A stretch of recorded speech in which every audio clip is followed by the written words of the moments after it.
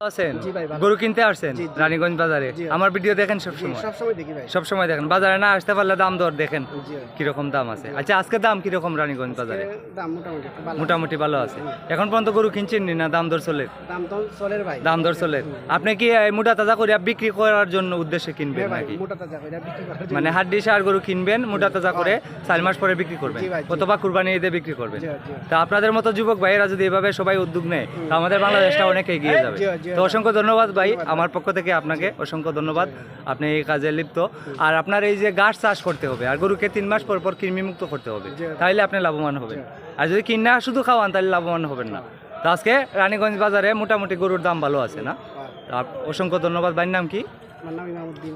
এনামুদ্দি ভাই না এনামুদ্দি ভাই আজকে হচ্ছে 29 সেপ্টেম্বর সোমবার 2025 এটা হলো রানীগঞ্জ গরুর বাজার জগন্নাথপুর উপজেলা সুনামগঞ্জ জেলা প্রতি সোমবার এবং বৃহস্পতিবার রানীগঞ্জের গরুর বাজার হয় সকাল 10টা থেকে বিকাল 4টা পর্যন্ত সবাই ভালো থাকেন আসসালামু আলাইকুম ভিডিওটি ভালো লাগলে শেয়ার করে দিবেন